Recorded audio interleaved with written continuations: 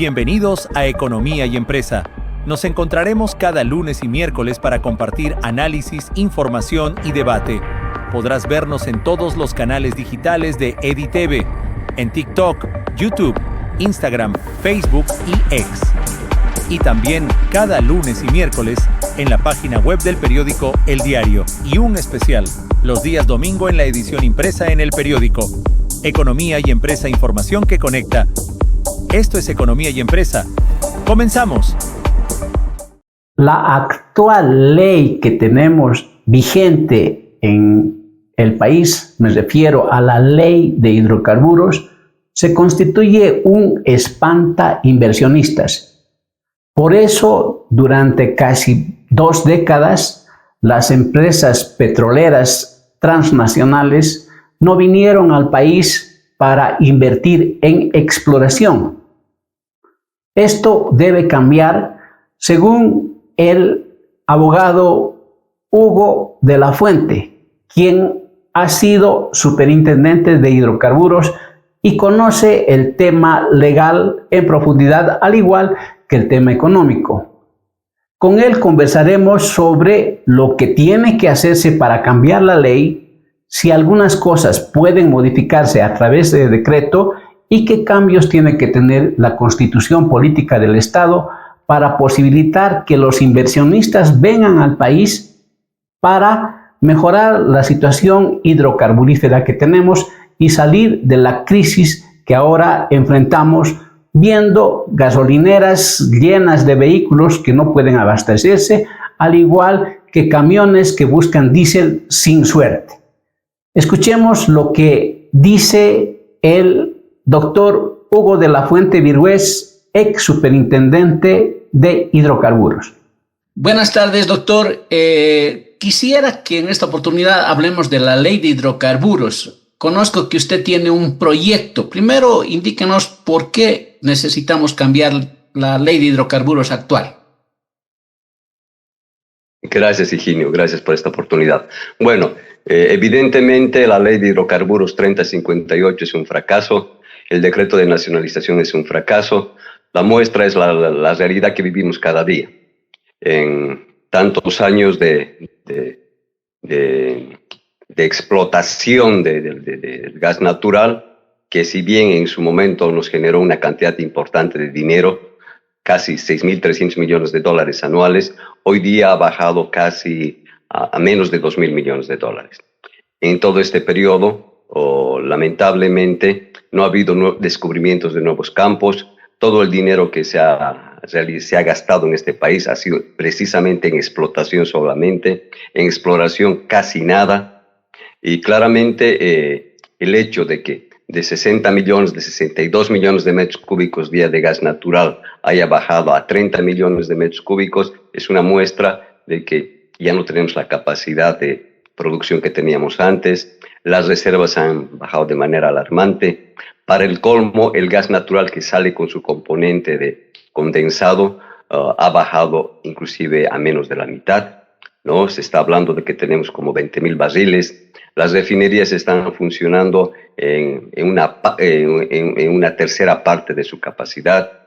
El hecho de que tengamos que importar todos los meses casi un 95% de diésel es una muestra clara de que esta visión, esta ley de hidrocarburos, el decreto de nacionalización ha sido un fracaso. El hecho de que hagamos filas interminables, el hecho de que haya subido, el subsidio por importación a casi 3.400 millones de dólares es una muestra clara de que toda esta parafernalia que en su momento se utilizó el MAS ha resultado un fracaso. El hecho de estar varios días haciendo fila para, por ejemplo, el transporte interdepartamental, haciendo fila para que pueda recibir diésel oil, o que nosotros los simples mortales tengamos que esperar horas para recibir gasolina, es una muestra del fracaso. Y eso se necesita pero a gritos, de que se cambie la política hidrocarburífera. El hecho, y finalmente quiero terminar con esto, de que la participación del Estado en este momento tenga un porcentaje general de un 90% para el Estado y una parte del 10% para el empresariado que ha venido a invertir al país, es una muestra del fracaso. ¿Qué hacemos? ¿En qué puntos principales atacamos en la nueva ley para que sea atractiva a los inversionistas? Porque la que tenemos es espanta inversionistas. Exacto. Es el take government que tenemos que cambiar. Como les decía, el 90% es uno de los porcentajes más altos del mundo. Nosotros no somos un país petrolero. Si miramos un poquito el panorama mundial, seguramente Arabia Saudita tendrá un porcentaje tan grande como el nuestro, con la diferencia que Arabia Saudita es un potencial petrolero y que uno cava a medio metro y va a encontrar petróleo. Entonces eso tiene un sentido de que cobren una regalía tan alta, pero un país como el nuestro, donde cada 10 pozos que se perforan solamente 2 se descubren, entonces definitivamente nuestra política a seguir. Y el hecho que en tantos años, desde el 2006, no haya habido descubrimiento de nuevos campos, definitivamente demuestra que esto no tiene sentido. No tiene sentido seguir avanzando en esa línea, que lo único que está generando, ¿no es cierto?, es el desabastecimiento, no solamente de los carburantes, sino también, ¿no es cierto?, una próxima necesidad de importar hasta GLP y posiblemente el 2028 tengamos que importar gas natural. Entonces, Doctor, eso definitivamente es un... Claro, dígame. Doctor, el take government es la ganancia que tiene el Estado, ¿no? A eso se está refiriendo. ¿Y a cuánto tendría que ser? Por lo menos debía llegar máximo al 50%. Es decir, todas las regalías, el impuesto especial a los hidrocarburos, específicamente la participación a yacimientos, inclusive los impuestos generales, es decir, el IVA, el IT, el impuesto a las utilidades, el impuesto de remisión de ganancias, todo en su global no debería de pasar del 50%. Deberíamos de ser competitivos con la región, es decir, con la Argentina, con el Perú, con Colombia, etcétera, etcétera. Entonces, no podría de ser más del 50%. En este momento, ¿quién es más atractivo? O sea, yo creo que todos, pero ¿a qué modelo de país podríamos seguir? ¿El modelo argentino, modelo paraguayo, que están agresivos? ¿Qué país sería nuestro modelo para copiar en nuestra ley? A ver, bueno, podríamos utilizar el peruano que lleva inversión. Bueno, el peruano más que nada, porque el argentino recién ha entrado a este proceso de apertura. Por muchos años teníamos vaca muerta, más de 20 años, y recién se está haciendo el trabajo de la explotación comercial o la producción comercial. Entonces muestra de que el modelo peruano, básicamente, siendo un mercado inclusive mucho más grande que el nuestro, ¿no es cierto?, tiene un take government que no excede al 50%. Entonces, pero nosotros somos un país más chico y de añadidura, muchos de los precios se manejan no a nivel internacional, sino nacional. Consecuentemente, 50% utilizando un poco el modelo peruano sería interesante. El modelo peruano tiene un sistema de incentivos donde el Estado no saca más dinero que el que corresponde y de alguna manera, ¿no es cierto?, eso propicia la seguridad jurídica y propicia además la exportación de gas natural a mercados internacionales, como lo está haciendo el Perú desde hace varios años, hace más de 20 años en realidad. Muchos inversionistas hablan de la seguridad jurídica. Usted que es abogado, ¿qué es seguridad jurídica y qué significa eso, especialmente en el área de hidrocarburos, seguridad jurídica? Es la previsión de que las reglas de juego no se van a cambiar en el tiempo. Ergo, Bolivia, ellos en la capitalización vinieron con una visión de que se les cobraba 18% por regalías e impuestos especiales y el resto, ¿no es cierto?, los impuestos generales, es decir, IVA, IT, impuestos a las utilidades. Eso no debía de exceder el 50% y eso inclusive se acercaba al 40%. Sin embargo, en algunos campos, los campos grandes, llegó inclusive al 98%, inclusive al 95%. Entonces, bajo esa regla, ¿no es cierto?, que fue violada por el Estado boliviano, porque no nos olvidemos de que cuando viene algún inversor, no viene por motivos políticos, no viene precisamente a robarle a nadie, viene con reglas claras y lo único que busca es que su inversión de riesgo sea retribuida razonablemente y en función a lo que el mercado mundial está ofreciendo. Entonces, esa visión de que el que viene a hacer exploración, explotación, nos está robando es una visión que se tiene que limpiar, ¿no? Y lamentablemente como país hemos tenido una visión de que el empresario privado exitoso es un mal para el país, es una rémora para el país, y no es cierto. Esa visión lamentablemente nos ha empobrecido y eso tiene que cambiar urgentemente al país.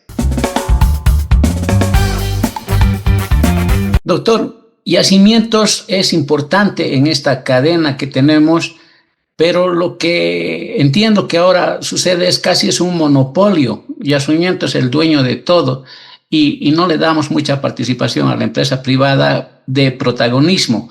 ¿Qué tendría que hacerse? Bueno, en realidad eso deviene de la Constitución Política del Estado, que todas las actividades de la cadena productiva tienen que ser hechas por yacimientos y todos tienen que tener una participación con yacimientos y que yacimientos tienen que ser mayoritarios.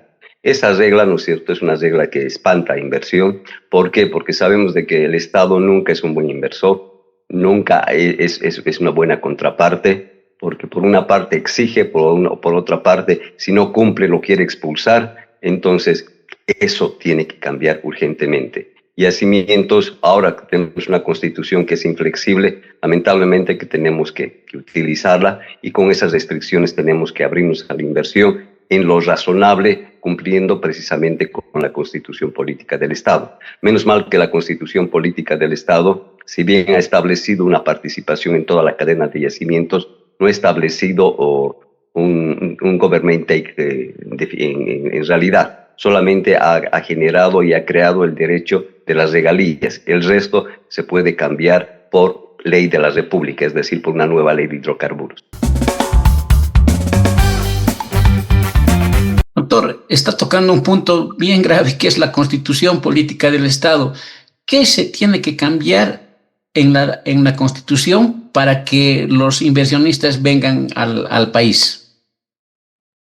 Por lo menos se tiene que dar la posibilidad de que podamos ir a un arbitraje internacional. Eso es lo más importante, ¿no? El resto de la Constitución, la participación del privado está abierta, salvo el 11% de la regalía. Entonces eso nos permite tener una flexibilidad importante. La otra parte que yo cambiaría si me dieran la opción es el tema de la aprobación de las negociaciones con yendo al Parlamento primero y luego, ¿no es cierto?, cuando se firme el contrato en concreto, tener otra firma con el Parlamento, la aprobación del contrato. Entonces, esos elementos lamentablemente hacen de que 3, 4 años nos lleven a aprobar. Y eso, lamentablemente, ahora que estamos tan urgidos, es una rémora terrible, es algo que nos va a perjudicar enormemente. Y Bolivia, lamentablemente, no tenemos la capacidad económica. El hecho de haber intervenido el mercado del dólar, el hecho de poner un dólar que no corresponde a la realidad, el hecho de haber puesto gasolina, diésel, GLP, que no corresponde a la realidad, lamentablemente ha generado incentivos perversos. ¿Qué incentivo perverso, por ejemplo, se nota?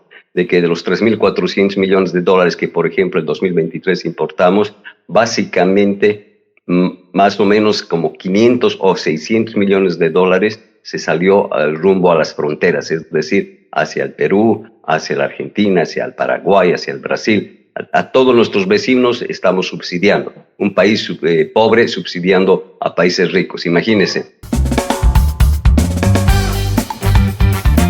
Doctor, en el cambio de la Constitución, se tendría que, de la Constitución y de la ley de hidrocarburos, tendría que tener más autonomía los reguladores, porque ahorita casi son dependientes del Ministerio de Hidrocarburos. ¿Qué me dice sobre la ANH en este momento? ¿Qué rol tiene que jugar y qué rol no está jugando? En realidad, lamentablemente se ha subordinado a yacimientos se ha subordinado al Estado. La lógica del regulador es un regulador independiente que obedezca a la ley, ¿no es cierto?, que obedezca al servicio público, que obedezca al consumidor, al usuario. Esa es la visión que debía tener un regulador y lamentablemente no lo tiene, no hace cumplir las leyes, es simplemente un elemento más que lo único que tiene que lo único que hace lamentablemente es seguir las visiones políticas que se tiene, cuando el regulador, su primer mandato es respetar la ley. Esa ley que se le ha dado en el momento en que los inversionistas vinieron al país, esa ley se debía haber cumplido, pero hoy día ya no existe lamentablemente en la realidad el respeto a la ley. No todo se puede violentar. Para darles una idea de lo grave que es este tema, a los inversores privados se les compra el crudo a $27 y se les paga $27 al dólar oficial, es decir, menos de la mitad se les paga. Eso lamentablemente, ¿qué es lo que ha generado? La no inversión en el país, el agotamiento el agotamiento de las reservas, el hecho que no podamos mantener producción, el hecho que hayamos bajado de manera tan importante. Hoy día está en ciernes la aprobación de un nuevo proyecto de ley modificatoria de la ley de incentivos. Esa ley, ese proyecto de ley, debe ser aprobado a ASAP, a la brevedad, porque es la única manera que en el tiempo podamos garantizar, podamos por lo menos percibir de que el 2028 no importemos gas natural y que llevemos esto, por ejemplo, unos 4 o 5 años hasta el 2035, y eso nos daría la oportunidad para hacer exploración y atraer inversiones. En el tema del regulador, se necesita un regulador independiente, pero no solamente que esté establecido en la Constitución, ya está establecido, pero la ley en específico, la nueva ley de hidrocarburos debería de garantizar que en el plazo máximo de 90 días se puede elegir un regulador independiente, porque no importa la ley, porque la ley antes establecía, obviamente con la 1689 y con la 3058, un regulador independiente, pero políticamente no han cumplido, como no han cumplido en el tema de yacimientos, como no cumplen con el Contralor General, y la política manipula y solamente utiliza, ¿no es cierto?, gente de su tienda política, y lo que genera lamentablemente es un servilismo a la política y no el cumplimiento a la ley. Entonces, eso más que la ley, ¿no es cierto?, se necesita una posición política de cumplir la ley, porque la ley, el 3058, ya establece que tienes que tener un regulador independiente, pero en los hechos no se cumple, como no se cumple el nombramiento de muchas de las autoridades que son fundamentales para el desarrollo institucional del país.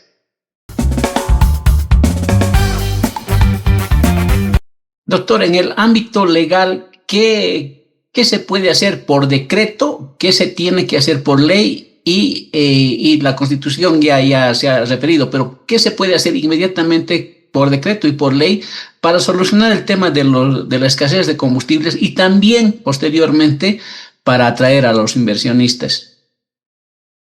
Podríamos cambiar por decreto el hecho de que pagamos $27 al productor, porque este decreto es un decreto supremo el que establece esa banda de 27 y $24, que era una bandita. Eso se puede dejar sin efecto por decreto supremo.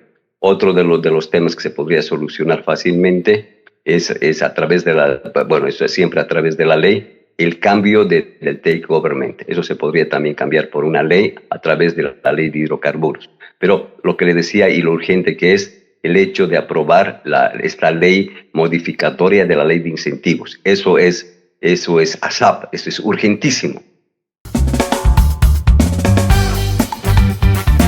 Por otra parte, doctor, tenemos el problema de la transición energética, o sea, necesitamos abrirnos a otros combustibles. Que eso tiene a otros combustibles, a otros energéticos. ¿Eso tiene que contemplarse en la ley de hidrocarburos o se necesitan otras leyes de otros sectores? El tema importante, Higinio, que en la transición se considera que debemos cambiar los vehículos de carburantes a electricidad. Eso pensamos de que es la solución, pero usted sabe, Higinio, que el 75% de la electricidad que se produce lo hacemos con gas natural. Entonces es un descriterio pensar que la electricidad puede ser una solución. ¿Por qué? Porque la electricidad la generamos con gas natural y si no hacemos nada, el 2028 vamos a tener que importar el gas natural a $8 el MBTU. En consecuencia, ya la electricidad va a ser muy cara y la ventaja de utilizar electricidad va a desaparecer. Entonces, el hacer exploración y explotación, y en especial aprobar esta ley en ciernes, es fundamental para pervivir en el tiempo y permitir inclusive este tipo de transición, porque este tipo de transición no va a funcionar desde el punto de vista que producimos la mayor cantidad de electricidad con gas natural. Y evidentemente necesitamos inversiones, por ejemplo, en los paneles solares, en la producción eólica, pero esa es una energía que lamentablemente no está disponible a las 24 horas del día. Y lamentablemente la ecuación económica no permite en este momento introducir, por ejemplo, las baterías, para que las baterías se vayan almacenando y en la noche se vaya produciendo electricidad. Entonces, mientras esto no exista, mientras no tengamos además una nueva tecnología, una tecnología que sea inteligente, ¿no es cierto?, y pueda reservar la electricidad, entonces la solución es definitivamente el gas natural o hacer inversiones más importantes en hidroeléctricas. El problema de las hidroeléctricas que son muy contaminantes y se tendría que utilizar alguna suerte de lo que se llama los ciclos combinados, pero aguas abajo de un río, ¿no es cierto? Son pequeñas mini plantas que no tienes que hacer esta suerte de embalses grandes, sino que se vayan generando en el transcurso de la corriente. De esa manera podríamos, sin dañar al medio ambiente, generar más electricidad, pero esa electricidad tiene que ser hidroelectricidad. La hidroelectricidad sí permite, por ejemplo, generar electricidad en la noche, porque el agua corre todo el tiempo. El ingeniero Javier Esquivel, que lo entrevisté recientemente, planteaba que urgente tenemos que aprovechar los campos marginales que sí tenemos y que no son utilizados por Repsol y por Petrobras porque son chiquititos. Y deberíamos dar, dice, a empresas pequeñas también para que en el plazo menor, incluso a un año, se reactiven. Pero hay problemas legales, porque los trámites, como usted bien había dicho, duran entre 4, 5 y a veces hasta 10 años para tener un contrato. Entonces, en ese aspecto, doctor, ¿cómo se podría agilitar eso para que se aprovechen los campos marginales? Los campos marginales serían una ayuda en especial para la refinación, pero la verdad es que es una ayuda minoritaria, ¿no? Es una ayuda muy pequeñita. Está bien, ¿no es cierto? Se debería de hacer, pero definitivamente no es solución para el país. Esa no es solución. La solución que le comento viene por esta ley de incentivos, esta modificación a la ley de incentivos. Por ahí viene porque estaríamos utilizando campos desarrollados, infraestructura desarrollada, y lo único que haríamos es permitir la inversión en nuevas perforaciones, pero que no serían muy caras y que por otra parte tenemos toda la infraestructura ya establecida porque lo hacemos dentro de los contratos que tienen actualmente las empresas petroleras. Volviendo al tema de los combustibles, doctor, de la gasolina y el diésel especialmente, se ha anunciado, tanto Tuto como Rodrigo han anunciado que se tenía que levantar la subvención. Unos dicen paulatinamente, otros más de golpe. Pero legalmente, ¿qué se necesita para levantar la subvención? ¿Se necesita decreto, ley o por ahí también seguimos atados a la Constitución? No, por un simple decreto podríamos dejar sin subvención. No necesitamos una ley, no necesitamos modificar la Constitución para nada. Con un solo decreto. Y según su experiencia, ¿qué conviene? ¿Un abrupto o un paulatino? Bueno, yo creo que el abrupto es la solución, porque la experiencia en el mundo muestra de que el tratar de quitar la subvención cuando considera, y Bolivia sí lo considera como un derecho, sería muy complicado, porque tendríamos problemas constantes que toda vez que empiece a quitar la subvención, tendríamos conflictos sociales importantísimos. Es preferible tener de manera abrupta un solo decreto, una sola decisión, un solo problema grande, pero ya una solución definitiva. Bolivia ya no tiene los recursos, ya no tiene manera alguna de seguir manteniendo el subsidio. Además, es un subsidio ciego. En ningún lugar del mundo, y menos un país pobre, debe subsidiar de manera ciega. Porque hay gente, el agro, por ejemplo, que exporta la soya a precios internacionales, le estamos subvencionando, como estamos subvencionando, por ejemplo, al transporte público para que la ama de casa del Alto se mueva, o la gente de los lugares alejados de la ciudad de La Paz o de cualquier otro lugar del país se mueva, cuando eso no tiene sentido económico. Y además no tiene inclusive ni sentido social, porque el sentido social es que vas a dar subsidio a la gente pobre. No puedes dar pues subsidio a la gente rica, porque en el país los Mercedes-Benz, ¿no es cierto?, los BMW, cualquiera que sea la marca importante del mundo, ¿no es cierto?, puede gozar de ese subsidio. Y es el mismo subsidio que das para el Toyotita que hace de taxi.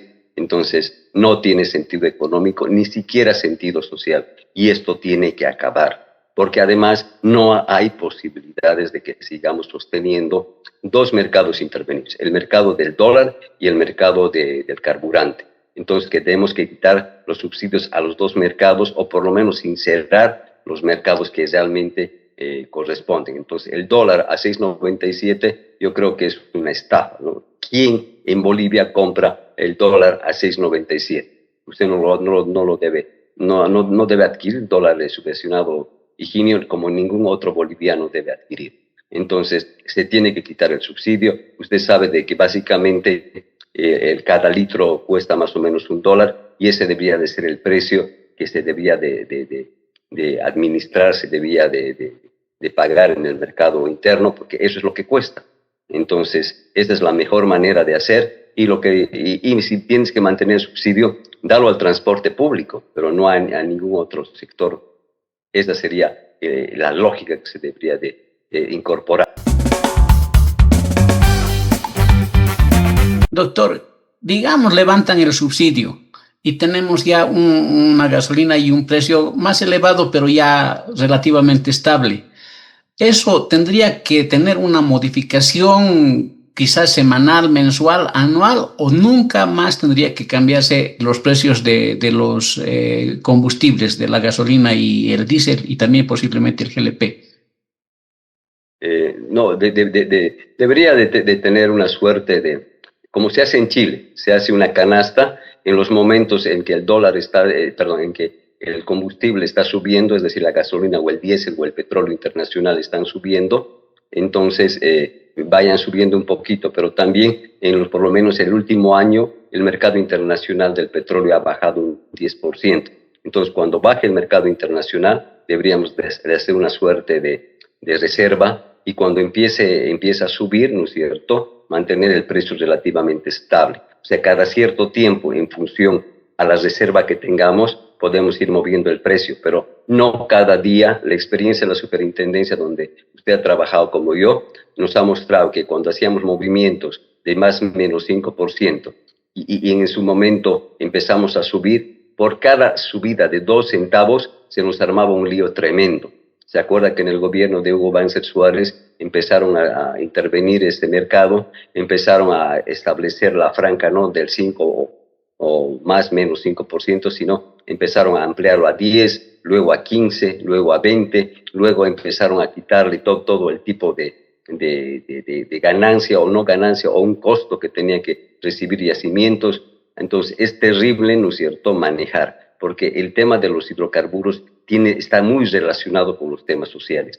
Para darle una idea, Ecuador en 2 ocasiones que quisieron quitar el subsidio, los presidentes del país se tuvieron que ir a su casa. Yo tuve la oportunidad de trabajar en El Salvador y solamente queríamos quitarle el subsidio al GLP, pero llegado el momento el presidente no quiso. El presidente de ese entonces, estamos hablando del año 2007 más o menos, para que usted se dé cuenta. Entonces, este es un tema muy delicado, y la única manera de solucionar es quitar el subsidio una sola, y luego, ¿no es cierto?, tener ese subsidio focalizado al transporte público, pero no debía haber en ningún otro segmento más Pero doctor, si se quita a todo el público menos al transporte, no va a hacer que se va a revender, o sea, los transportistas van a comprar combustible y va a ser nuevo negocio de corrupción vender el combustible subsidiado a los particulares. No se corre ese riesgo. Bueno, se corre ese riesgo, pero este riesgo podría ser minimizado utilizando el BESISA. El BESISA es un sistema muy interesante donde tú puedes colocar un chip a cada vehículo de transporte público y en función al gasto que realiza o a los kilómetros recorridos, es decir, si tú compras, para darle una idea, 100 bolivianos, y estos 100 bolivianos deberían de servir para recorrer, no sé, 120 o 130 o 200 kilómetros, en el momento que se hace ese recorrido de los 200 kilómetros, recién el transporte público puede cargar la gasolina o el diésel subsidiado. Entre tanto, no recorra todos esos kilómetros, entonces no se paga, no puede cargar gasolina ni diésel subsidiado. Entonces, ya en el país, las estaciones de servicio, los sistemas de las estaciones de servicio tienen ese chip y se los puede monitorear, y en este caso el transporte público, cuando recorra los kilómetros por los que ha cargado, recién puede cargar, es decir, en función a los kilómetros, y hay tecnología suficiente para establecer kilómetros recorrido, kilómetro que se puede subsidiar. Kilómetro no recorrido no se puede subsidiar, es decir, de esa manera se quita el deseo del transportista de salir de la estación de servicio y venderle a un tercero, porque si no recorre los 100 kilómetros no se le va a pagar ningún tipo de subvención. No sé si ha quedado entendido eso, querido Higinio, Sí, y si le parece lógico como consumidor. Y finalmente, doctor, estamos a punto, yo creo que Rodrigo Paz debe estar pensando en armar su gabinete o posiblemente ya lo tenga, pero ¿cuál sería el perfil de el ministro de Hidrocarburos, el presidente de YPFB y el director ejecutivo de la ANH? O sea, ¿qué perfil se necesita para esos cargos? Primero, un perfil de profesional muy bien estudiado, o la otra, la experiencia profesional, porque la experiencia profesional es fundamental, y finalmente algo que es clarísimo: se necesita la voluntad política, que esta voluntad política sea entregado a quienes toman la decisión para dirigir, y a cimientos que tenga la independencia de tomar sus decisiones técnicas, que no tenga ninguna injerencia a la política. Eso es fundamental. Como hemos hablado del regulador, igualmente el presidente de Yacimientos debía ser nombrado de la misma manera que el regulador, porque así está previsto. De esa manera, ¿no es cierto?, todos los cargos de gobierno, salvo el ministro de Hidrocarburos, que siempre está designado por un presidente de la República, el resto, ¿no es cierto?, debería de ser cargos institucionalizados y con gente muy bien entendida, pero además con personas que tengan una gran voluntad de hacer cumplir la ley, gran voluntad de hacer lo correcto, gran voluntad de no dejarse pisotear ni sojuzgar por la política. Muchas gracias, doctor. Ojalá que podamos conversar después de que tengamos noticias de los cambios de las subvenciones y la política que va a adoptar Rodrigo Paz. Gracias.